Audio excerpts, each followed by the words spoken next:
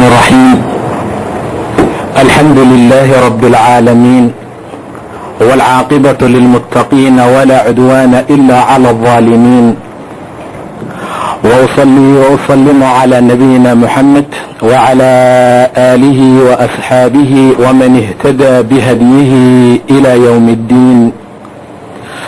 أما بعد، فقد قال الله تعالى في محكم تنزيله وهو أصدق القائلين: لقد كان في قصصهم عبرة لأولي الألباب ما كان حديثا يفترى ولكن تصديق الذي بين يديه وتفصيل كل شيء وهدى ورحمة لقوم يؤمنون. صدق الله العظيم. إلهي سبحانه وتعالى kitaabkiisa munazalka waxa uu ku tilmaamay waxyaabo fara badan oo qisooyin horay u dhacay ah. qisooyinka kitaabka uu tilmaamay ama ilaahay qur'aanka uu noogu sheegay waa qisooyin aad iyo aad u cajaa'ib badan.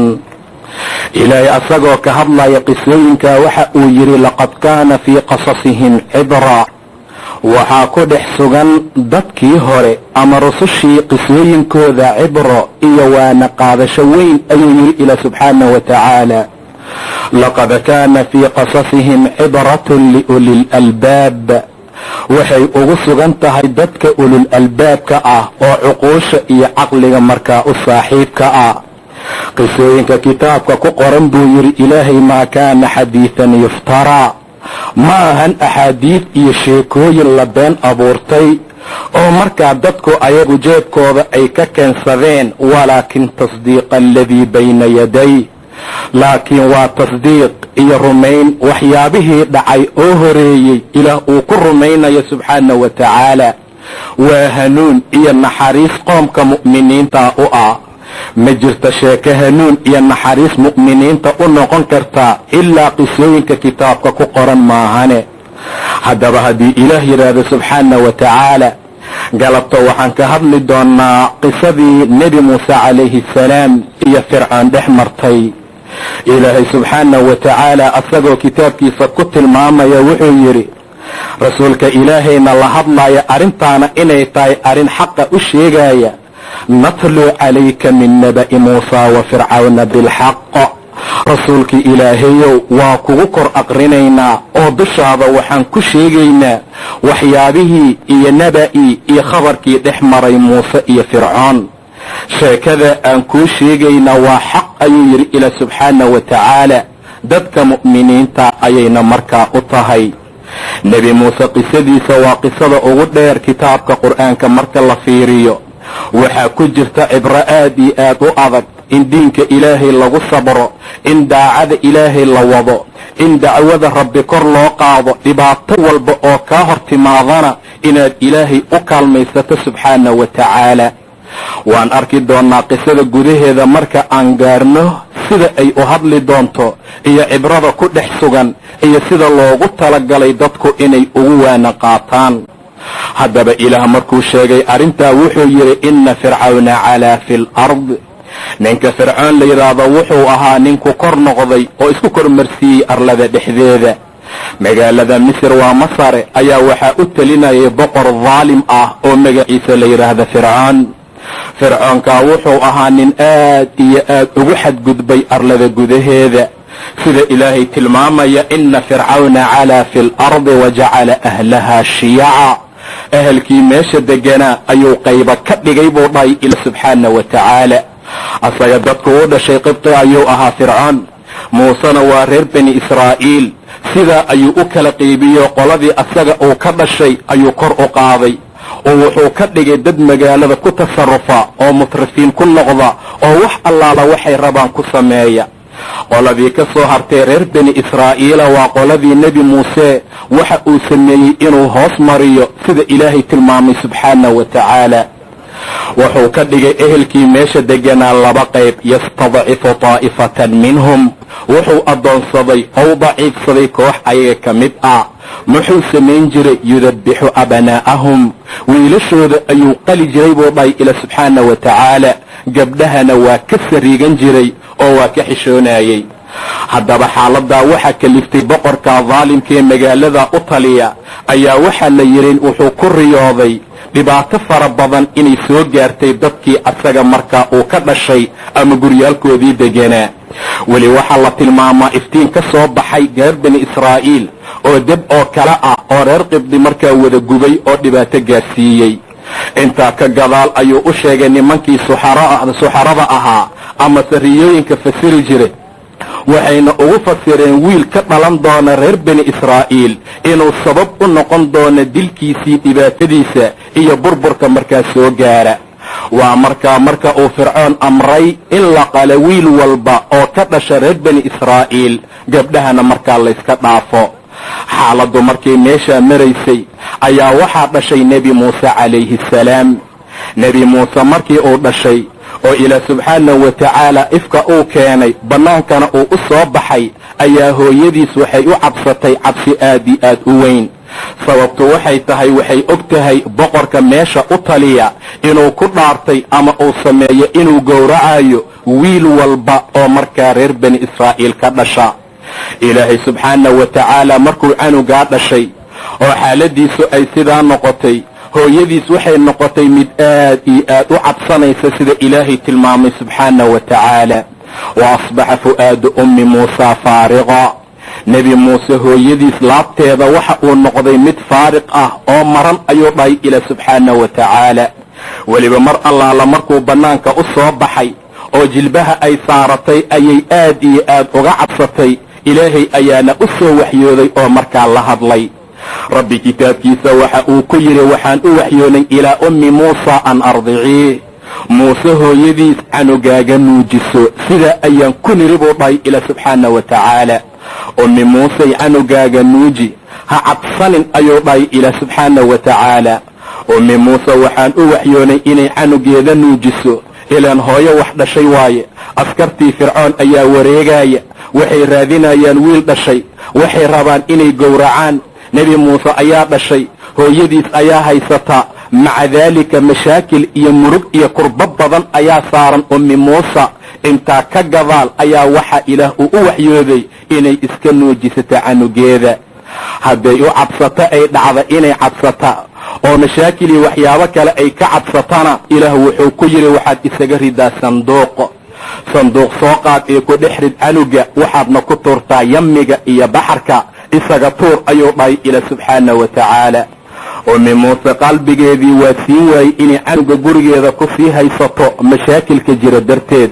intaa ka bacdi ayaa waxay samaysay inay sanduuqii ku riday, ayay ku tuurtay webigii asagoo qaatay oo iska sii socdo ayaa waxaa gacanta ku dhigay fircoon iyo ahlkiisa sida ilaahay tilmaamay subxaanahu wa tacaala.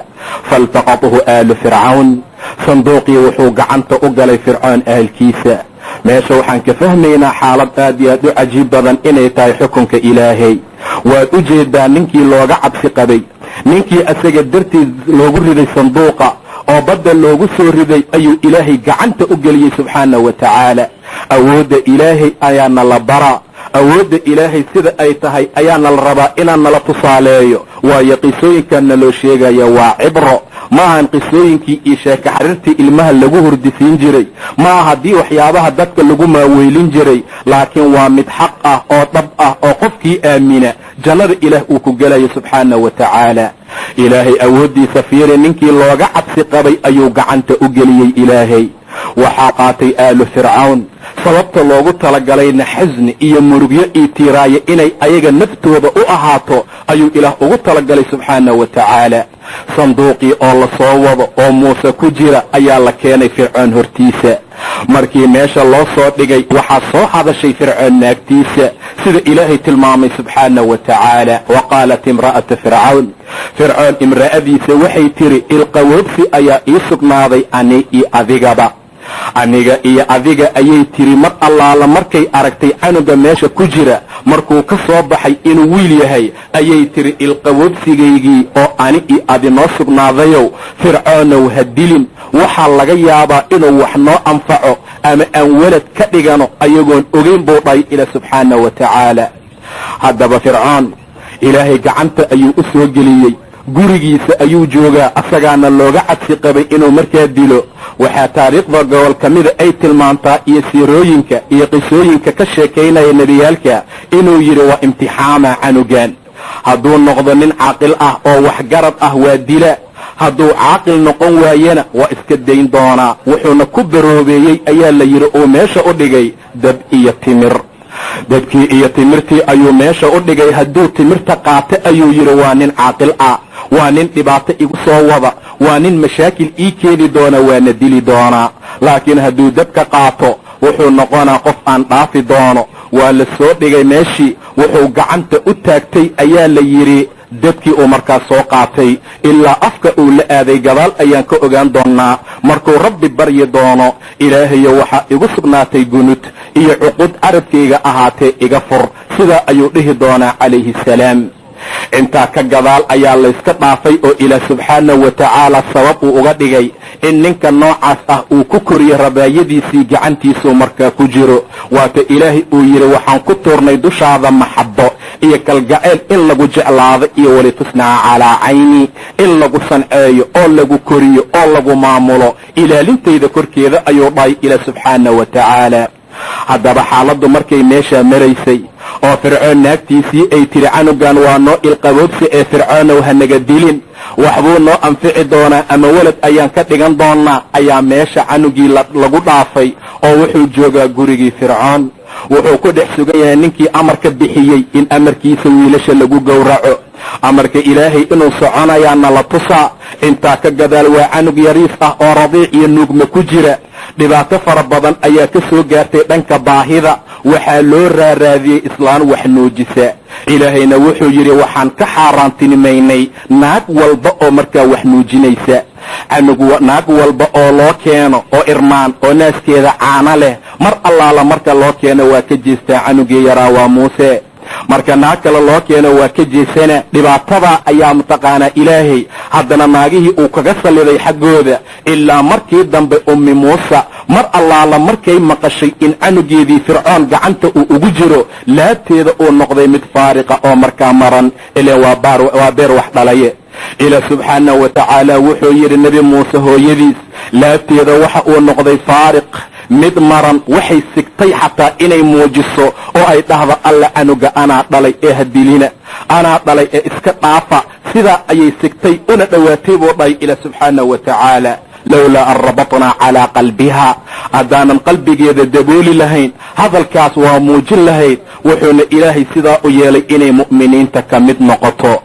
walaashiis ayay la hadashay oo ay tiri baxraad raadiba canuga, xaaladiisa la soco, leannahu hooyadu aad u kurbaysan tahay. dhibaato iyo mashaakil iyo murug ayaa ka muuqda. canugii waxay u soo dirtay walaashii, way la socotay ilaa markii dambe loo soo tilmaamay ama ay ogaatay meesha canuga uu ku jiro iyo xaaladda uu maraayo, iyo in allaala intii naaga oo wax nuujiso loo keenay oo markaa uu wada diidan yahay. walaashii waxay tidhi ma idin tusiye ahlu bayd idinka kafaala qaada. islaan haddii loo keeno uu naaskeeda oggolaan doono ma idin keenaa oo ma idin tusiyaa? sidaa ayay markaa tiri idinkana kafaala qaada.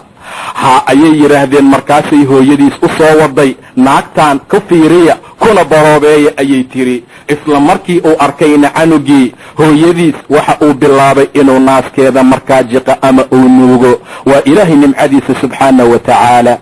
hooyadii mar allaala markay meesha sidaa ugu nuujisay oo canugii sidaa naaskeedii ay u siisay ayaa waxay tiri anigu waa iska baxaa, gurigayga ayaan aadaa.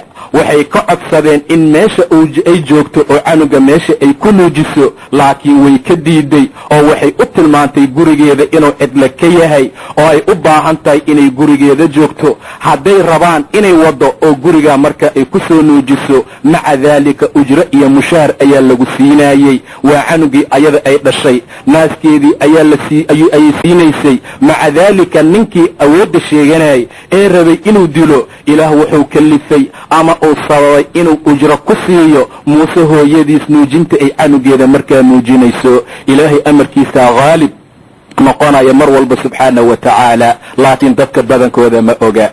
dadka badankoodu sidaa uma aaminsana.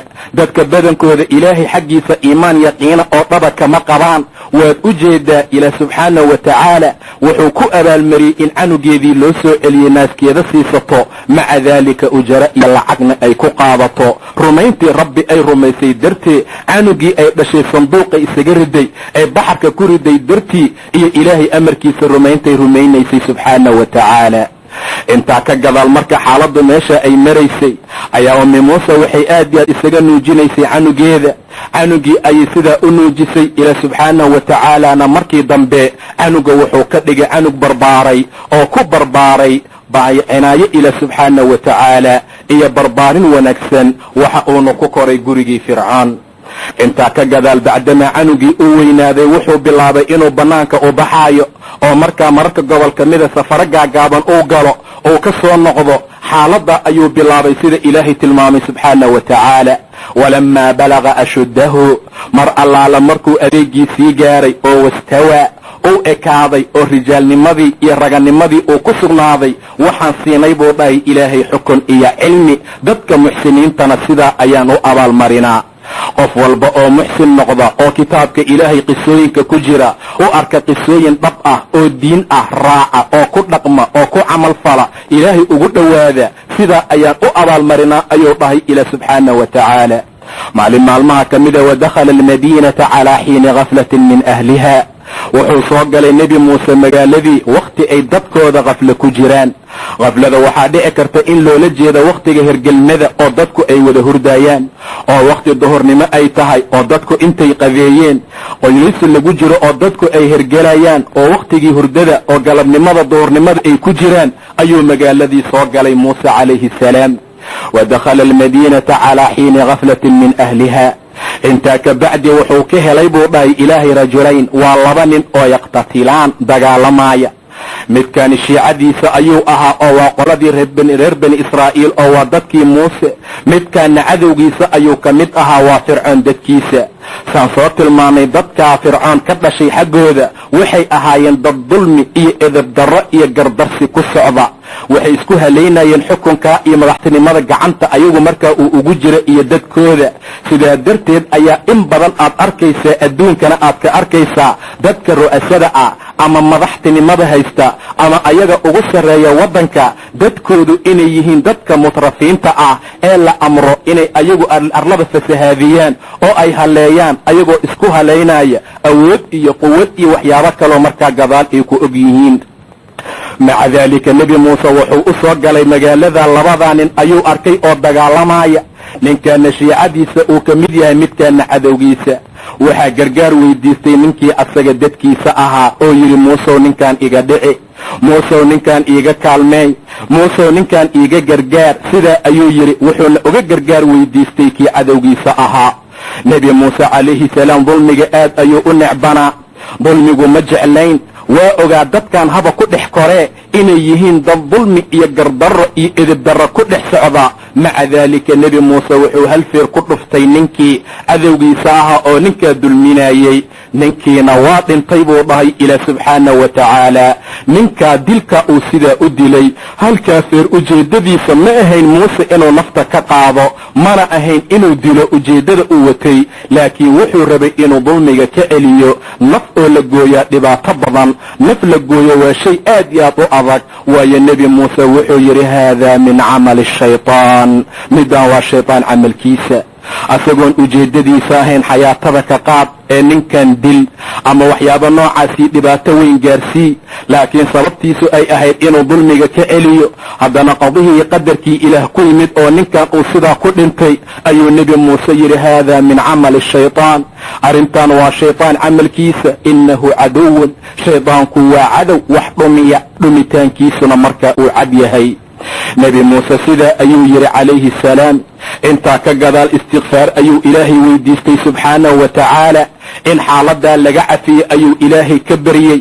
istikfaar iyo toobo ayuu u degdegay bacdamaa maanta dilka dadka uu nala sahlan yahay oo nala yahay shay aad iyo aad u khafiif ah oo agteenna qiimo iyo waxyaabo aan ka lahayn oo lagu tartamo oo lagu faantamo oo xataa qofka uu ku faantamaayo inta qofood uu dilay iyo inta kale. waad u jeedaa nebi muuse calayhi salaam halkaa nin uu isdhahay dulmiga ka celi oo qadihii ilaah ku yimid subxaanahu wa tacaala ayuu istikfaar ilaah ka dalbay oo rabbi uu ka weydiistay subxaanahu wa tacaala oo yidhi ilaahayow nimcada aad iigu nimcaysay falan akoona dahiiran lilmujrimiin, ma ahaanay mid mujrimiinta taageera oo garab siiya. ilaahayow icafi. rabbina waa iska cafiyey waayo ilaahay waa ghafuuru raxiim subxaanahu wa tacaala.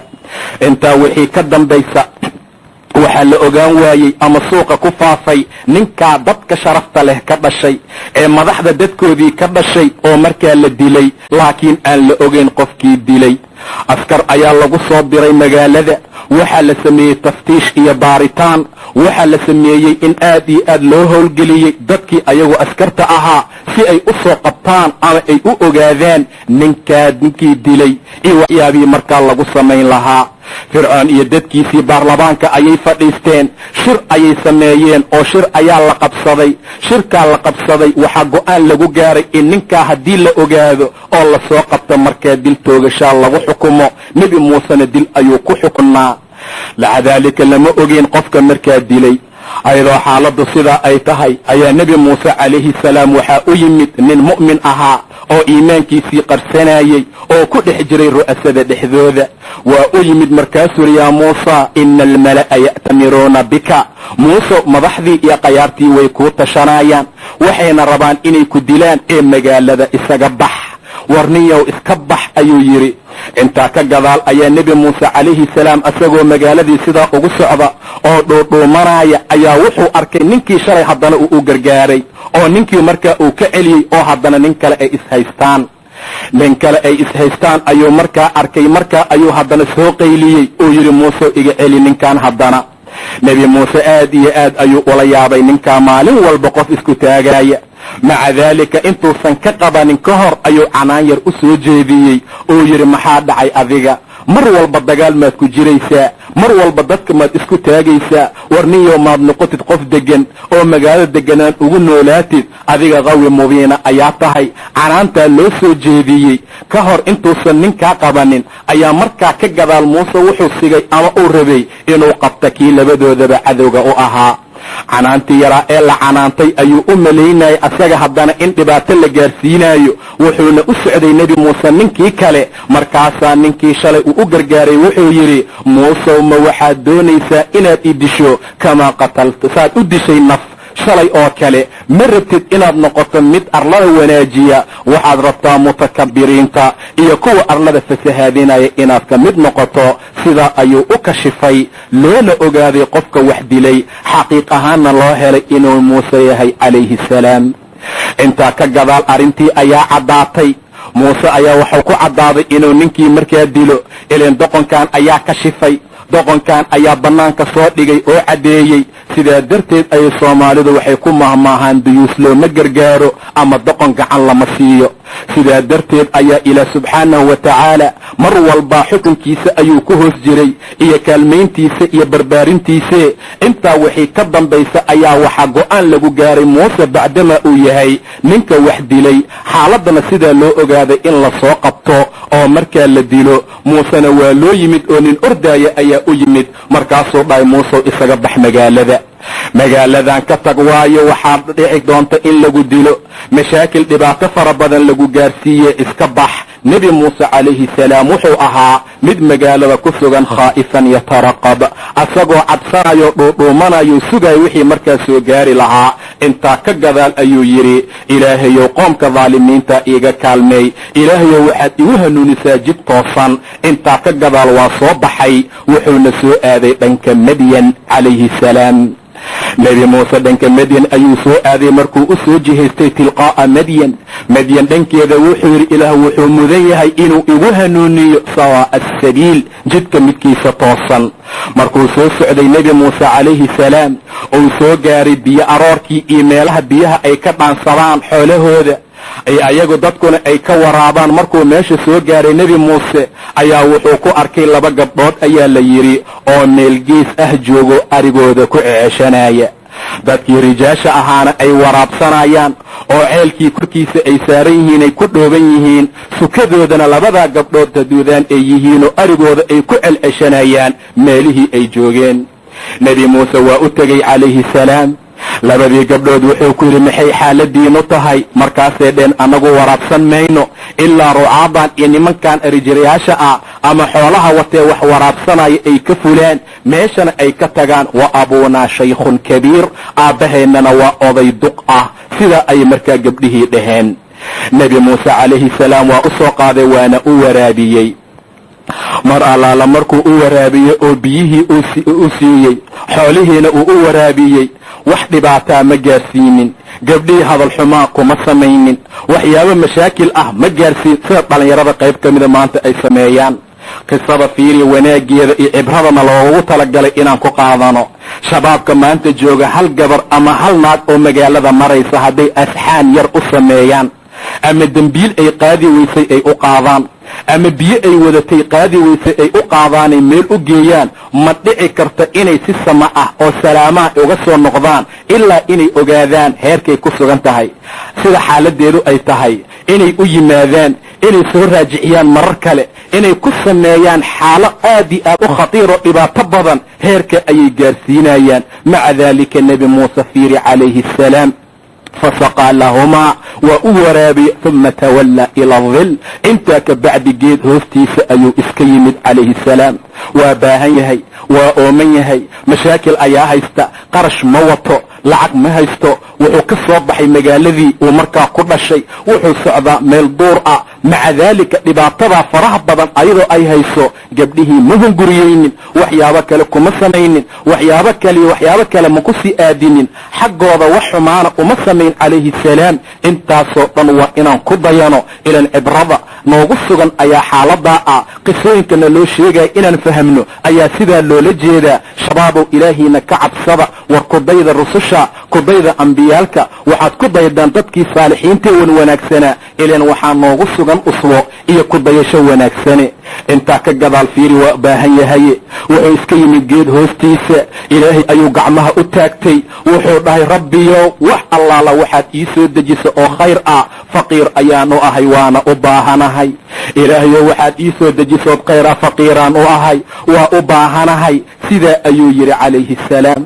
geed hoostiisuu iska fadhiyaa, ilaahay ayuu sugaa subxaanahu wa tacaala. cidlo iyo meel dhibaato ah waaye, ilaahay ma mooga, laakiin subxaanahu wa tacaala gabdhihii dhaqso ayay guryahoodii ku tageen. caadadoodu sidaa ma ahaan jirin, aabbahood ayay u noqdeen. mar allaala markay aadeen oo waqtigii caadada u ahaan jirtay inay tagaan ka hor ay tageen ayuu odaygii aad ula yaabay. wuxuu yidhi say xaaladiinu tahay? war maxaa dhacay maanta oo soo cusboonaaday? waxyaabaha dhacay maanta maxay tahay? nin baraka leh oo khayr leh oo wanaag leh ayaa ilaahay noo soo diray dhaheen. asagaa noo waraabiyey, nin xoog leh oo qawiya ayuu ahaa. maca daalika 2 gabdhood mid ka mida ayaa loo soo diray. u soo wac ayaa la yidhi. waxaa u timid nebi muuse ixdaahumaa tamshi cala istixyaa. 2 gabdhood mid ka mida ayadoo soconaysa istaxyi iyo sariig iyo xishood korkeed ayuu yidhi ilaa subxaanahu wa tacaala. sida loo ammaanayo ma ujeedaa gabdhaha? weli waxaa la sheegaa ama la tilmaamaa inuu ninkaa dhalay Shucayb ahaa. hore ayaa sidaa tiri. say xaaladu noqotaba ninkaa saalixee wanaagsan ayaa dhalay. gabdhihii mid ka mida ayaa loo soo diray. waxay ku soconaysay sariig iyo xishood. gabdhaha muslimaadkaee maanta joogow aaway xishoodka? war aaway xishoodkaad uga dayan lahaydeen gabdhaha saalixaadkae ilaahay wanaajiyey subxaanahu wa tacaala. maxaa maanta sariigta idinka qaaday? maxaa maanta xishoodka idinka baabi'iyey? maxaa idinka dhigay kuwa aan sariiganaynin? war qoom way halaagsamaan marka xishoodka laga qaado. xishoodku aad iyo aad ayuu u qiimo badan yahay, sharaf iyo wuxuu leeyahay wanaag gooni ah. war ma jiro shay ka qiimo iyo wanaag badan. xishoodku shay ma dhex ahaado ilaa waa qurxiya, shay ma dhex ahaa lagama waayo ilaa waa haleeya, sida nebiga tilmaamay sala allahu calayhi wasalam. gabdhaha mu'minaadka waxaan ku waaninaynaa inay qisada ku cibro qaataan, inay kaga daydaan gabdhahan wan wanaagsan sariigta iyo xishoodka. markay bannaanka baxayaan inay bannaanka u baxaan ayagoo xijaaban, inaan la arkin jasadkooda qayb ka mid ah. markay bannaanka aadayaan si xishood leh oo wanaagsan oo deganaansho leh inay u socdaan.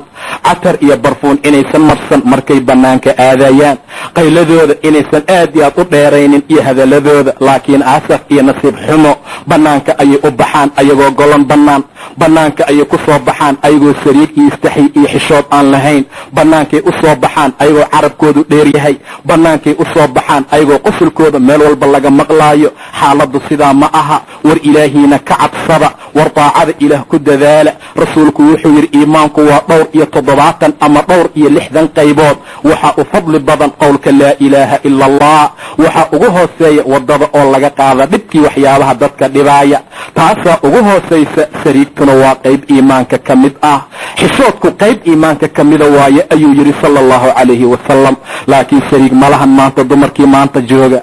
xishoodkii ayaa laga la'yahay. ilaahiina ka cabsada ayaa laga la'yahay. fiiri sida ilaah u ammaanaya subxaanahu wa tacaala. fajaa'athu ixdaahumaa, nebi muuse waxaa u timid labadii gabdhood mid ka mid ah tamshii cala istixyaa, ayadoo soconaysa oo xishood korkiisa ku soconaysa, sariiganaysa, aad iyo aad u xijaaban. markay soconaysa hoos fiirinaysa, aan jidka ku heesaynin, aan jidka waxyaabo kale ku samaynayn, aan ragga aflagaadaynayn, aan ragga gacan u taagayn ayay ku socotay buu leeyahay ilaah subxaanahu wa tacaala. ilaan waxaasoo dhan xishoodkay soo hoosgalayaane, xishoodkay soo hoosgalaan.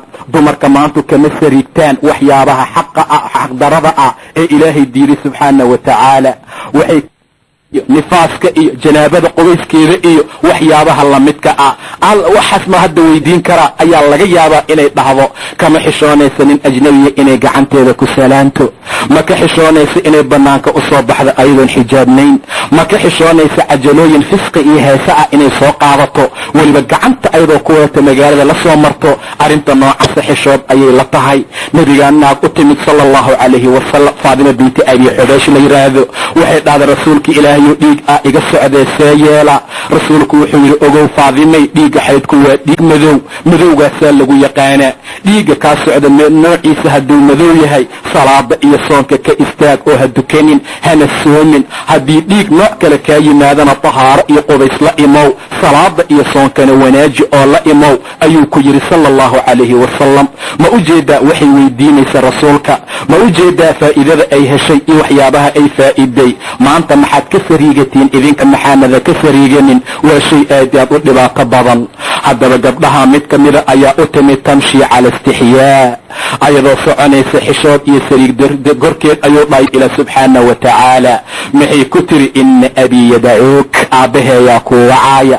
wuxuu rabaa inuu kaa jaasiyo uuna kaa abaalmariyo wanaaggii aad noo qabatay iyo waxaad noo waraabisay ajirkeeda.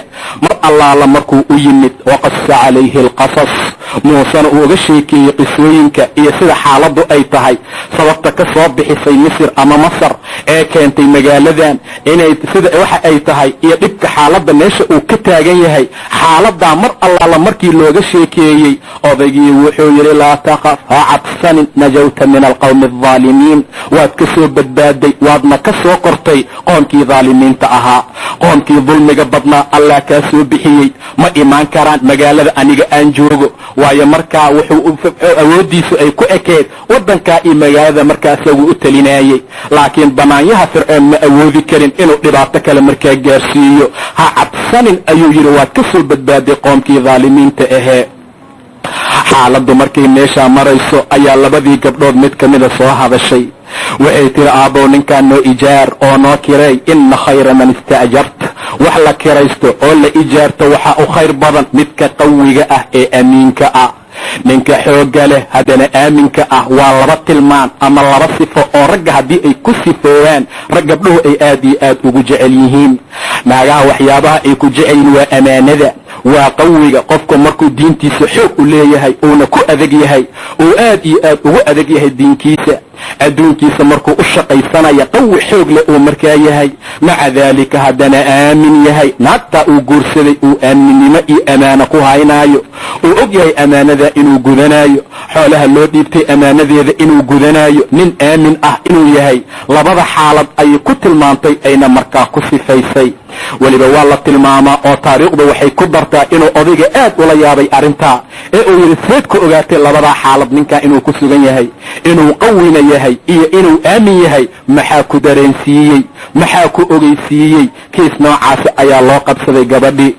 intaa ka bacdi way ka baxday kiiska, waxay u tilmaantay awooddii weyneyd ee ilaah siiyey subxaanahu wa tacaala, ee sida dhaqsiinta badneed inuu ceelka galay uu uga soo waraabiyey, iyo aaminnimada uu qabay oo mar allaala markii ay doontay ayadaa horay socotay ayaa la yidhi. intaa ka gadaal markay dabeel timaaday marada kor uga qaadaysay, muuse wuxuu yidhi gadaal soo mar, anaa horay maraaya. wuxuu rabaa inuusan arkin, inuusan cawradeedii waxyaabaha dabeesha markay ka qaadaysa uusan arkin. waa nin aamin ah, ilaahay ayaa ku karaamaystay subxaanahu wa tacaala. sidaa ayaan ku ogaaday ayay tiri. haddaba maxaa abaalgud looga dhigay calayhi salaam? nebi muuse maxaa loogu abaalguday? odaygii wuxuu ahaa oday caaqil ah. wuxuu yidhi innii uriidu, anigu waxaan rabaa an unkixaka, inaan kugu nikaaxiyo ixdabnataya haatayn, labadeedaan gabdhood mid ka mid ah ayaan rabaa ayuu yidhi odaygii. labadeedaan gabdhood mid ka mida ayaan kuu guurinaa, labadan gabdhood mid ka mida ayaan kugu abaalmariyey, laakiin bishardi waa inaad ii shaqaysaa 8 xijaj, waa 8 sano. fain atmamta 10, haddaad ii taam yeesho ood ii dhammaystirto oo 10ka aad ii buuxisana agtaada ayay ahaatay, waayo ani ma rabi inaan ku dhibo, waadna i heli doontaa haddii ilaah yidhaahda min alsaalixiin, kuwa fiicfiican inaan ka mid ahay. labadaa gabdhood mid ka mida ayaan kuu guurinaa. qisooyinka gobol ayaa tilmaama labadaa gabdhood oo loo guuriyey tii yareed inay tahay. gabadha weyn oo joogto tayar lama bixinayo, qole ayba aaminsan, waa shay aan waxba ka jirin. sidaa darteed qof walbaa wakhtigii ilaah wax u calfo oo alla uu ugu daro oo ugu talagalo ayay imaanaysaa guurkeeda. waxaa laga yaabaa gabdha yar yara oo jooga in loo xayiro, tii weyneed oon bixin la guursan maayo. xaaladdu sidaa ma aha, liannahu qisada waa inaan aad iyo aad u ogaanaa, cibro inay markaa ku sugan tahay. tii yareed ayaa laga yaabaa 3 mar iyo 4 mar iyo 10 mar in lasoo doontay oo la leeyahay maya tii weyneed ayaa weli dhiman, tii weyn ayaa oon la bixin, laga bixin maayo meesha. xaalad noocaas oo kaliya maahmaahyo in laguu soo qaatoo lagu yidhaahdo cajeerada sida u kala koraysaa loo qaataa iyo waxyaaba mataqaanaa sal aan markaa lahayn. marka labadaa xaalad ayuu tilmaamay ilaah subxaanahu wa tacaala kitaabkiisana uu noogu tilmaamayaa qisadaa in nebi muuse odaygii gabdhaha dhalay uu yidhi waxaan rabaa inaan kuu guuriyo ixdabnataya haatayn, labadeedaan gabdhood mid ka mida, calaa an ta'juraniya 8 xijaj, waa inaad 8 sano ii shaqaysaa, haddaad 10 iiga dhigtana agtaaday ahaatay, anigu ma rabi inaan ku dhibo, satajidunii in shaa allah, haddii ilaah yidhaahda waad i heli doontaa inaan kuwa saalixiinta ka mid ahay. nebi muuse calayhi salaam waa ogolaaday, wuxuuna yidhi labada aalad mid allaala midii aan guto wax dhibaatoo korkayga ay ku tahay markaa ma jirto, wallaahu calaa maa naquulu wakiil. ilaahayna wax allaala waxaan ku hadlaynaa wakiil ayuu ka yahay subxaanahu wa tacaala. ilaahay wax allaala waxaan sheegaynaa wakiil ayuu ka yahay. odaygii oo sidaa ayaa shaqadii gabdhaha looga kafaalay oo nebi muuse calayhi salaam uu u noqday. meesha maxaan ka faa'iidnay oo kale? qisado inaan iska dhegaysanon iska wadno meehe, mar walba waa inaan ogaano nuxurkii waxyaabaha ay leedahay, waa inaan ogaano cibrada cajiibka badan ee ku jira. nebi muuse waa qawsaar, ma ujeedaa? wuxuu daajinaa ari. nebiga sala allahu calayhi wasalam ayaa yidhi nebi ma jiro ayuu yidhi ilaa wuxuu ahaa qawsaar. ari ayuu soo daajiyey, eri ayuu soo raacay. rasuulkaa la su'aalay adigana ka waran, xataa aniga buu dhahay sala allahu calayhi wasalam. nimankii reer maka ayaan qaraatiin iyo sunuud yar ugu raaci jiray, ama buuraha maka korkoodaan ugu raaci jiray. waxoogaa qataatiica inay isiiyaan ayaan arigooda u ilaalin jiray. waa ambiyaale, maxaa ariga loo raacsiiyey? raacsiinta eriga la raacsiiyey waxaa ku jirta xikmad aad iyo aad u cajaa'ib badan, leanna xoolaha la dhaqdaa waa geel ama waa lo ama waa ari, waxaa ugu dhib badan ilaalintiisa waa ariga. sidaa darteed ayaa bani aadamka iyo ariga laysku miitaalaa. siday u dhib badan yihiin ariga ayuu bani aadamkana u dhib badan yahay. ninkaa waxaa la rabaa risaalo in loo dhiibo, qoomkaa inuu ka bixiyo mugdiga iyo jahliga iyo shirkiga ay ku jiraan, inuu u bixiyo nuurka iyo tawxiidka iyo hidaayada. wuxuu kala kulmi doonaa mid aflagaado badan, wuxuu kala kulmi doonaa mid dadka soo dhoweeya, wuxuu kala kulmi doonaa mid dil ugu hanjaba, wuxuu la kulmi doonaa nin cay ku soo qaabila, wuxuu la kulmi doonaa nin aan diinkoo dhanba maqli karin rabinna, wuxuu la kulmi doonaa asnaaf fara badan iyo sifooyin aad iyo aad u kala duwan. maca daalika ayaa ariga xaaladiisu ay sidaa tahay, sida nebiga tilmaamay sala allahu calayhi wasalam markuu ka hadlaya xalaasha iyo xaaraanta. wuxuu yidhi xalaashu way caddahay, xaaraantuna way caddahay, labadoodana umuur ayaa dhex ah oo mutashaabihaad ah. dadka badankooda ma yaqaanaan ayuu yidhi nebiga sala allahu calayhi wasalam. qof walba oo iska ilaaliya shayga mushtabihaadka la yidhaahdo oo xalaasha iyo xaaraanta baynkooda ahaaday, wuxuu beri yeelay uu ilaaliyey diinkiisa iyo sharaftiisa. qof walba oo ku dhaca shaabihaadka iyo waxyaabaha mutashaabiha ah ee yidhaahda shaygaa noocan leewaayo, waa shay iska karaahiye ah, shaygaa shay xaaraama ma gaarsiisna, xaalad noocan ah leewaaye, uu saas u daciifsado oo arrintaasaa u yaraysto shayga mutashaabihaadkaa dhex galo, ninka noocaasa waxaa degdegaysa ayuu yidhi nebiga inuu marka dambe xaaraanta ku dhaco. tusaale ayuu nebigu bixiyey sidii qawsaarkii arijirihii oo kale, arigiisa ku daajinaya meel la ootay oo xero ah gaarkeeda oo kale, suu uga celinaayo, maalinta dambe xagga uga celinaayo, maalin kastuu dhinac uga celinaayo, waxaad degdegaysa inuu dhex daaqow dhex galabuu dhahay nebiga sala allahu calayh wasalam. xadiiska wuxuu ku tilmaamaya ariga dhibka markaa uu leeyahay iyo celcelintiisa inay dhibaato adag tahay. idan ambiyaalku waa kurood la geliyey, waa tababar alla subxaanahu watacaala uu ugu talagalay. idan askarta waad ujeedaa, macalimiinta waxyaabaha kale barnaamijyo ayaa loo furaa, meelo ayaa la geeyaa tababara ah oo markaa lagu tababaraayo. sidaa darteed waxaa la rabaa markay banaanka soo baxaan hawlihii inay gutaan oo markaa lagu soo tababaray. hadduu askari ahaana askarnimadii uu ka soo baxo, haddii macalinimo loogu talagalay dadka suu wax u bari lahaa iyo suu markaa ku qaabili lahaa iyo suu markaa ku soo jiidan lahaa. marka ambiyaalka waxaa loo raacsiiyey ariga wuxuu yahay dhibaatada ninkii hadday u sabraan ooy u adkaysteen oo ari ay raaceen oo takaaliiftaaba ay gutaan, haddii ilaah yidhaahdo waa u sahlanaan doontaa bani aadamku inay risaalada gaarsiiyaan. leannahu aad iyo aad ay u dhibaato badan yihiin raacidda ariga. geela waad aragtay qofka geela jirkaa inuu iska dayo meel iska jiiftaa, laakiin ariga sidaa ma aha, soo celcelin iyo inta ka keen iyo waxaasuu markaa u baahan yahay, ama waa iska sacdaa oo meel dheer ayuu markaa tagaa. marka xaaladaha noocaasaa loogu talagalay. nebi muuse calayhi salaam fiiri, ariga ayuu raacaa. ilaah subxaanahu watacaala diinkiisa xaq inuu yahay ayaa meeshana loogu tilmaamaa, liannahu hadhow ayaa ninka noocaana waxaa laga dhigi doonaa nebi, risaalo ayaa loo soo dhiibi doonaa. bani aadam aan u jeedna qaabkooda sida uu yahay ayaa loo soo diri doonaa, oo xataa markii la abuuraayay uu ilaahay malaa'igta la hadlay uu yidhi malaa'igay iyo warrama, waxaan rabaa inaan arlada khaliif ku abuuro, innii jaacilun fi lardi khaliifa, arlada ayaan khaliif ku samayn doonaa. jawaabtay bixiyeen malaa'igta mataqaanaa, waxay yidhaahdeen ilaahu ha nagu abuurin, atajcalu fiiha man yufsidu fiiha, ilaahu arlada ma waxaad yeelaysaa mid fasahaadinaaya oo wayasfiku dimaa, dhiig daadinaaya, wanaxnu nusabbixu bixamdika wanuqadisu lak. allow anagaa ku dahirayna, anagaa ku hufayna, ilaahayu anagaa kugu tasbiixsanayna, wixii tasbiix ku eg weligeen kugu caasinmayna, waad og tahay weligeen ma kugu caasinin. ilaahayow, ilaahu bani aadam dhib loo waaye ha nagu abuurin, ilaahayow dhiiguu arlada ku daadinaa, ilaahayow waa isdilaayaan, ilaahayow fasahaad ay arlada ku samaynayaan. maca daalika rabbiyo ma waxaad abuuraysaa man yufsidu fiiha, mid fasahaadinaaya oo dhiigag daadinaaya. tasbiix iyo taqdiis iyo hufitaan iyo tahliil kulli anagaa ku hayna, ilaahayow ha nagu abuurin ayay dhaheen. dad noocaasoo kale ah ayaa la rabaa in muuse loo diro.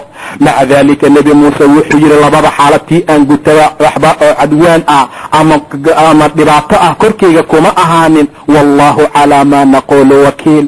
ilaahayna wax allaala waxaan ku hadlaynaa wakiil ayuu ka yahay subxaanahu watacaala. intaa ka gadaal falamaa qadaa muusa alajal, nebi muuse markuu ajashiisii dhammaystay, waktigii uu dhammaystay ehelkiisii waa soo kaxaystoo waa soo baxay calayhi salaam. nebi muuse intaa hadda aan sii wadno weli risaalo looma dhiibin, weli lagama dhigin nebi, weli waxyaaba risaalaha oo loo soo diray ma jirto. arijirkii ayuu ka soo baxay, ehelkiisii ayuu soo aaday. ilaah wuxuu tilmaamay subxaanahu wa tacaala inuu ajashii dhammaystay, laakiin ajashu miday tahay lama tilmaamin. falamaa qadaa muusa alajal, ajashaa oo dhammaystay ma tii 8 mase waa tii 10? waa labadooda mid ka mid ah.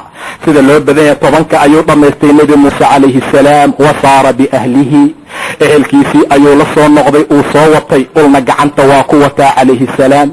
mar allaala markuu soo baxay oo u soo socdo magaaladiisii ayaa waxaa habeennimo waa ahayd ayaa la yidhi. wadhor iyo mugdina markaa waa jiray. waxa kaloo la tilmaamaa dhaxan aad iyo aad u adagna inay markaa jirtay. intaa ka gadaal intaa markay isugu sii darsameen, dhibaatooyinkaana isugu yimaadeen, ayaa la sheegaa nebi muuse inay ka dhumeen jihadii ay u socdeen asagii ehelkiisiiba. ayagoo sidaa u socda ayuu dhinac wuxuu ka arkay baa la yidhi iftiin markaa baxaaya. iftiinkaa markuu arkay ayuu ehelkiisii ku yidhi waxoogaa inta igu suga, waxaa laga yaabaa inaan baxo oo meesha aan aado oo aan soo fiiriyo iftiinka. waxaa laga yaabaa 2 mid ka mid ah oo faa'iida inaan ka soo helo. midda koowaad inaan meesha tago oo markaan taga aan soo ogaado dadka meesha jooga oo ay noo soo tilmaamaan oo hanuun aan ka helno oo markaa jidka ay nagu hanuuniyeen. hadday ka sii waayaana inaan ka soo qaadano qoray dab leh, intaa ka bacdina aan isku kululayno. labadaa xaalad mid ka mid ahba waa suuragal. nebi muuse wuxuu soo aaday ayaa la yidhi meeshii iftiinka ahaa. iftiinkii mar allaala markuu soo galay oo meeshii uu yimidba ilaahay ayaa u soo naadiyey subxaanahu wa tacaala. aayadaha qur-aanka gobol ka mida waxay leeyihiin markuu soo galayba waxaa la yidhi ambuurika man fi nnaari waman xawlaha, barake ayaa korkiisa ahaato ha la barakeeya midka iftiinkii naarta ku dhex jira iyo gaararkeedaba. meel mar kamida waxay leeyihiin aayadaha mar allaala markii nebi muuse meesha uu yimid ayaa la yidhi inii ana allah, war waxa kula hadlaayaba waa ilaahay subxaanahu wa tacaala. fakhlacna calayka, dacaskaaga bixi, inaka bilwaadi almuqadasi tuwa, waxaad ku sugan tahay muuse oo dhex joogtaa waadi muqadas ah oo tuwa la yidhaahdo, oo tahiran oo nadiif ah ayaad dhex taagan tahay. inii ana rabbuka fakhlacna calayk, inaka bilwaadi almuqadasi tuwa. ilaah subxaanahu wa tacaala ayaaba la soo hadlayba. waa ku doortay ee fastamic limaa yuuxaa, war dhegaysa waxa lagu waxyoonaayo. anaa ku doortay buu dhahay ilaah subxaanahu wa tacaala. war muusow maanta wixii ka dambeeya nin sharaf leh ayaa tahay. maanta wixii ka dambeeya risaalaan kugu aaminaa. maanta wixii ka dambeeya qoom ayaan kuu diraa oo nebi ilaahnimo sheegtay. waxaan kuu diraa dad shirki iyo gaalnimo ku dhex sugan, dad rabbigoodba aan aqaanin oo ilaah kayrkii adduunka ku caabuda. looma diro ilaa qof ilaahay jeclaaday maahane subxaanahu wa tacaala. yaa muusa ini istafaytuka cala annaas, dadka korkooda ayaan kaaga doortay birisaalaatii wa bikalaamii, risaalaadkayga iyo la hadalkaygaba ayuu yidhi ilaah subxaanahu wa tacaala. ee qaada waxaan ku siinaya wakun min ashaakiriin, kuwa shaakiriintaa ka mid noqo muusow. muuse meesha ayuu taagan yahay. nebi muuse calayhi salaam ilaahay ayaa la soo koobay, ilaahay ayaa la soo hadlay. war saacadda qiyaama yuusan kaa leexinin qof aan rumaynaynin. maalinta qiyaama hawadiisa raacoo fatardaa noqday. intaa ka gadaal ayuu ilaahay yidhi wamaa tilka biyamiinika yaa muusa, muusow gacantaada midigtaa maxaa ku jira? maxaad gacanta midigtaa ku wadataa ayuu dhahay ilaah subxaanahu wa tacaala. nebi muuse wuxuu yidhi hiya casaaya, waa ushaydii atawakka'u, waa ku taagsadaa, waa ku taagsadaa buu dhahay usha. arigaygana waxaan ugu daadsan jiray waxyaabaha iyo meelaha ay gaari waayaan. waliya fiihaa ma'aaribun uqraa, dana kalena waa ku qabsadaa, faa'iido fara badan ayay ii leedahay. ilaahay mar allaala markuu sidaa ula soo hadlay muuse, nebi muusena uu sidaa ku jawaabay calayhi salaam. uu yidhi gacanteeda midigtaa ul ayaa ku jirta, waa ku taagsadaa, arigaygaan ugu daaqsadaa, ma'aarib iyo dana kale waa ku qabsadaa. ilaah subxaanahu wa tacaala muxuu yidhi alqihaa yaa muusa, muusow tuurba ushaan aad ammaanayso aan aragnee tuur ayuu yidhi ilaah subxaanahu wa tacaala. alqihaa, ridba muusow waa riday. faidaa hiya xayatun tascaa, waxay noqotay abeeso aad iyo aad u weyn oo dhaqdhaqaaqaysa buu dhahay ilaah subxaanahu wa tacaala. qisada inaan iska sii wadna meehe waa inaan ogaanaa cibrooyinka ku jira. nebi muuse aad iyo aad buu usha u ammaanay, manaafacaad fara badan ayuu ku tilmaamay. danteena ma naqaano, waxaa la tusaa nebi muuse calayhi salaam shay nafci kugu jira inay daar iyo dhibaato kuu keeni karaan. oo rabbi hadduu doono subxaana wa tacaala arrintaa lagugu sallidi karo. ilaahay subxaana wa tacaala usha tuur ayuu yidhi. nebi muuse mar allaala markuu usha tuuray sida aayad kale ay tilmaantay ay noqotay thucbaan iyo mataqaanaa abeeso ama mas weyn oo kale. ilaahay muxuu yidhi subxaana wa tacaala mar allaala markuu arkay falamaa ra'aaha tahtazu, markay arkay inay dhaqdhaqaaqaysa kaannahaa jaan, aad u malaysa jaan oo kale, wallaa mudbiran walam yucaqib. nebi muuse waa jeestay, waa orday buu dhaha ila subxaana wa tacaala, gadaalna uma soo fiirin ushii. ilan waa cabsaday, waa shay maskaxdiisa ka weyn, waa wax aan loo adkaysan karin. ul aad gacanta ku wadatay oo la tuuray oo abeeso soconaysa noqotay, shay laga cabsanayo waaye. nebi muuse waa orday calayhi salaam sida ilaahay tilmaamay. nebi muuse mar allaala markii xaaladiisu ay meeshaa maraysa, ilaahay wuxuu yidhi aqbil walaa taqaf, muusow soo qaabil oo kaalay, ha cabsanin, adigu aamin iyo waxaad ku dhex sugan tahay meel aamin aad ku dhex sugan tahay. agteeda kama cabsadaan dadka mursaliinta. aayad kale ayaa tilmaantay, markuu soo noqday ayuu ilaahay yidhi khudhaa walaa taqaf, muusow qaba ushahana ka cabsanin ayuu dhahay subxaana wa tacaala. nebi muusow ushaan qabo, qaad buu dhahay ila subxaana wa tacaala, ha ka cabsanin, sanuciiduha, waxaan ku soo celin doonaa siirataha aluulaa, tilmaanteedii hore ayaan ku soo celin doonaa. usha waa qabtay nebi muuse, markaasaa waxay ku soo noqotay tilmaanteedii iyo siiradii marka hore ay lahayd iyo ulnimadeedii. intaa ka gadaal ayuu ilaah yidhi subxaana wa tacaala, haddana wadmum, waxaad u duntaa janaaxaaga iyo dhinacaaga gacantaada geli jeebkaaga. jeebka waxaa loola jeedaa dhanka feeraha iyo gacanta inta meesha u dhaxaysa geli, ee jeebka caadiga wax lagu shubtaa ma aha. meeshaa geli buu dhahay ilaa subxaana wa tacaala, wuu geliyey, way soo baxday, waxay noqotay faidaa hiya baydaa, mid aad u aftiimaysa. dadka naadiriintae fiirinaya ayay aad iyo aad markaa ugu aftiintay.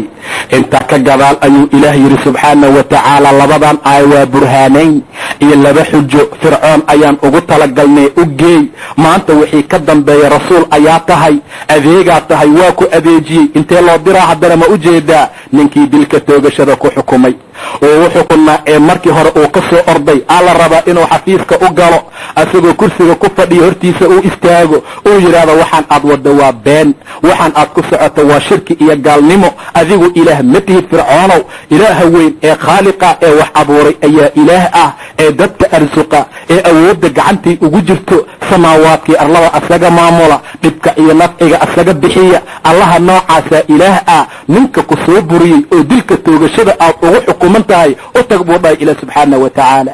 mar allaala markii xaalada uu sameeyey, tanna waa aayad kale ilaa uu dhahay subxaana wa tacaala, idhab, aad buu dhahay oo bax oo waxaad u tagtaa fircoon, inahu tagaa, fircoon waa xadgudbay, fircoon waa qooqay, daacada ilaahay ayuu diiday subxaana wa tacaala, ma ogola diinka ilaahay, aad ayuu dhahay ila subxaana wa tacaala. muusow bax u tag oo fircoon u tag. fircoon wuxuu noqday mid taaqa ah oo xadgudbay oo rabbi aan ogolayn oo aan rabin inuu daacada ilaah raaco subxaana wa tacaala.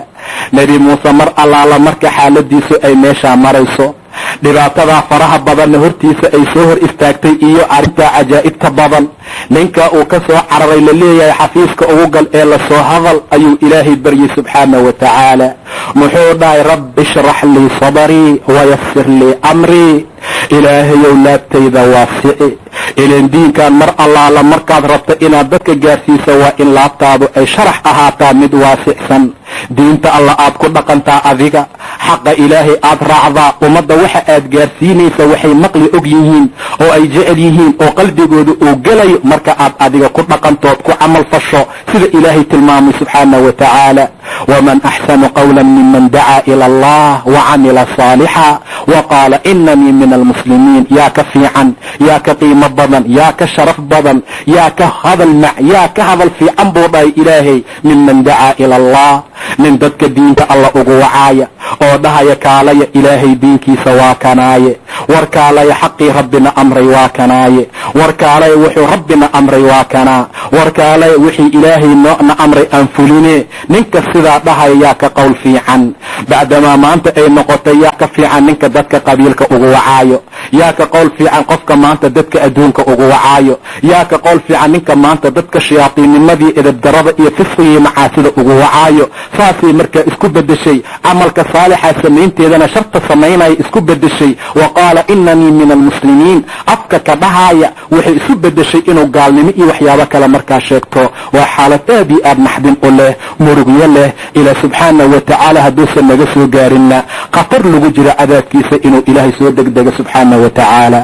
haddaba xaalku markuu meesha u maraayey, nebi muuse baryo ayuu gacmaha la taagtay, rabbi shrax lii sadrii, ilaahayow laabtayda ii waasici, amarkaan aad ii saartay oo aad ii dirtayna ii fududay, wayasir lii amrii waxlul cuqdatan min lisaanii, cuqdada carabkayga ku sugan ilaahayow iga fur, yafqahuu qawlii, hadalkayga ha fahmaan, wajcal lii wasiiran min ahlii, wasiir ahelkaygaa ii sameey, haaruuna akhii, haaruun oo walaalkay ah cadudkayga ku xooji ayuu yidhi. nebi muuse calayhi salaam walaalkiis ayuu u tuugay, walaalkiis ayuu u baryay in risaalada lala qaybgeliyo. waa haaruun ayuu ilaahay u tuugay subxaanahu wa tacaala in garabkiisa laga dhigo. ma ahan marka uu tuugayo oo risaalada madaxtinimada garab lagula siiyo walaalkii inay wax isla dhacaan, inay wax isla xoogaan, inay dadka siyaasii khiyaano wax ku wadaan. laakiin hadalkuu sii watay maxaa ka mid ahaa, kay nusabbixaka kaiira, waxaan rabnaa inaan wax badan ku xusno, inaan kugu tasbiixsano, wanadkuraka kaiira, wax badan inaan ku xasuusano ani iyo walaalkey. ilaahayow aan dhahno, diinta kor aan u qaadno, saasaan rabnaa maahane xoolo kale iyo waxyaabo kale hele nagama aha, dadka xafiiskii qalinka ku dhaca nagama aha. waxyaabaha aan u tuugayo walaalkay jeceyl qabyaalad ah ma aha, ma ahan walaalkay wasiir iyo madax sare inuu ii noqdo, laakiin inaan ilaahayow adi ku barino, diintaada aan qabsano oo aan wax badan kugu tasbiixsanaan rabaa. sidaa ayuu dhahay nebi muuse calayhi salaam. ilaah muxuu ugu soo jawaabay, wuxuu ilaahay yidhi waan ku siinay wax allaala waxaadna su'aalatay muusow, waxaan ku siinay wax allaala waxaadna su'aalatay, waayo horay ayaan kuu galladaysanay, adoonna baryin oo aadan waxna weydiisanin ayaan sanduuq kugu ridnay, oon bannaanka kuu soo bixinay, oon fircoon kaa soo badbaadinay, oo madyan aan ku geynay, oo aad ka soo noqotay. haddana qadar ayaad ku timid, waxaad meesha ku taagan tahay qadar alla subxaanahu wa tacaala. say ku dhici kartaa marka in adigoo waxna weydiiyey aan wax kuu diidno, anagoo adiga waxna weydiisan ayaan wax ku siinay ayuu dhahay ilaah subxaanahu wa tacaala. aayad kale ilaah wuxuu ku tilmaamayaa, ilaahayow buu dhahay laabtayda ama dhinacayga ku adkay, ama lafxoogayga walaalkay haaruun ah, waayo huwa afsaxu minii lisaanan, asagaa iga carab faseexa badan, waayo aniga xoogaa waxaan ka cabsanaa inay ibeeniyaan. waxaa kaloo jirta inaan dembi ka galay, waxaan dushooda ku leeyahay walahum calaya danban fa akhaaf, waxaan ka cabsanaa inay idilaan. sidaana waa yidhi nebi muuse calayhi salaam. ilaah wuxuu ugu soo jawaabay, ha cabsanina ee baxa, anaa micigiina ah, anaa idinla jira, aniga waa idin arkaa waana idin maqlaa. u taga fircoon buu dhahay ilaah subxaanahu wa tacaala, faquulaa lahu qawlan layinan, waxaad kula hadashaan qowl jilcan oo jilicsan oo sahlan, lacallahu yatadakkar, waxaa laga yaabaa inuu waana qaato ama uu cabsado ayuu yidhi ilaah subxaanahu wa tacaala. meesha cibro cajiib badan ayaa ku jirta. qofka dacwada la gaarsiinaya in loo jilicsanaado, qofka diinka loo sheegaya inaan lagu adkaynin, qofka diinka loo sheegaya inaan lagu qaylinin, si jilicsan oo sahlan oo layin ah in diinka markaa loogu sheego. waayo ilaah subxaanahu wa tacaala wuxuu yidhi, udcu ilaa sabiili rabbik, dadka ugu wac jidka ilaahay, bilxikma waalmawcidati alxasana, xikmo iyo mawcida xasana adoo isticmaalaya. xikmada waxaa loola jeedaa adigoo basiiro haysta, adoo cilmiga yaqaana, waxaad u sheegaysa adoo fahamsan. dadka noocaas ah ugu sheeg diinka, mawcido xasana ah dadka gaarsii, oo si jilicsan oo sahlan ugu sheeg. taas macnaheeda ma aha qofka tolkaaga ah xaqa ha u sheegin ee ka aamus loolama jeedo. qofka xumaanta ku dhex jira ka aamus lagama wado. xikmo mawcidaa dadka wax loogu sheegaa. waad u jeedaa fircoon ayuu ilaah yidhi, u taga oo waxaad kula hadashaan qowl layin ah, lacallahu yatadakkar aw yakhsha. waxaa laga yaabaa inuu qaana qaato, waxaa laga yaabaa inuu cabsado, waxaa laga yaabaa inuu soo rujuuco. sidaa ayaa dhici karta buu dhahay ilaah subxaanahu wa tacaala. ilaahay ma oga miyaa, ilaahay caalim ku ahan miyaa inuu fircoon xaaladiisu ay sidaa noqonayso ama arrintiisu ay sidaa ku khaatimeynayso? ilaahay waa yaqaana subxaanahu wa tacaala. laakiin nebi muuse risaalada loo fududaynaa waxaa la rabaa si sahlan inuu u guto. haddii la yidhahdo muusow bax aad oo fircoon u tag kule nin wax maqlaaya ma ahe, bax u tag kule nin caqli qaadanaya ma ahe, bax u tag kule nin naar loogu talagalay waaye. waxaa dhici karta si fudud ama si qalbigiisa sharaxsan inuusan ku imaanin, laakiin waxaa la rabaa si fudud oo sahlan oo jilcan oo asaga khiyaar uu u leeyahay in diinta loo gaarsiiyo, dacwada loo gaarsiiyo, rabbi diintiisa la gaarsiiyo oo lagu xiro. sida ayuu ilaahay rabaa subxaanahu wa tacaala. fircoon bax u tag oo xaqa u sheeg, waxa uu ku jira ha ka baxo ha ka gaabsado. war waxa meesha uu soo aadayo waa qiyaamo, meesha uu joogaana waa adduun. ilaahnimada uu sheeganayo ilaahnimo dhab ah ma aha, mana jirto mana jiri doontee. muusow bax, muusow risaalada u gaarsii oo ka dacwo gudo ayuu ilaahay leeyahay subxaanahu wa tacaala. nebi muuse in allaala intuu ilaahay weydiistay ayaa la siiye, ka gadaal waa soo dhaqaaqay. wuxuu soo aaday dhanka fircoon.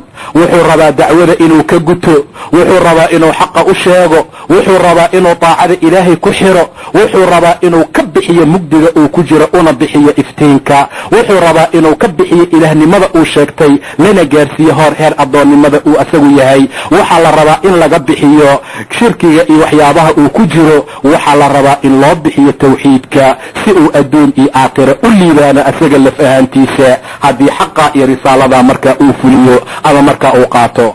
haddaba xaaladdu markay meeshaa maraysay nebi muuse waa soo baxay. waxa uu soo galay xafiiskii fircoon uu ku jiray. waxa uu hor taagan yahay fircoon, wuxuu rabaa inuu diinta gaarsiiyo. haddii rabbi yidhaahdo subxaanahu wa tacaala oo fursada noocan oo kale aan helno ayaan dhammaystiran doonaa haddii rabbi yidhaahdo. laakiin hanoo joogto qisada nebi muuse oo soo baxay oo ku jira xafiiskii fircoon, iyo fircoon oo meesha fadhiya oo la rabo in dacwada la gaarsiiyo. haddii ilaah yidhaahda galaalaha dambe ama wakhtiyaalka dambe ayaan ka dhammaystiri doonaa. wa aquuli qawlii hada waastaqfir allahu lii walakum wabillahi tawfiiq. allahu subxaanahu wa tacaala aclam. kaasi waxaa fadiila sheekh xasan ibraahim ciise waxaa idin soo diyaariyey alqalam stereo oo ku yaala suuqa bakaaraha gaaraha cabdirashideeye.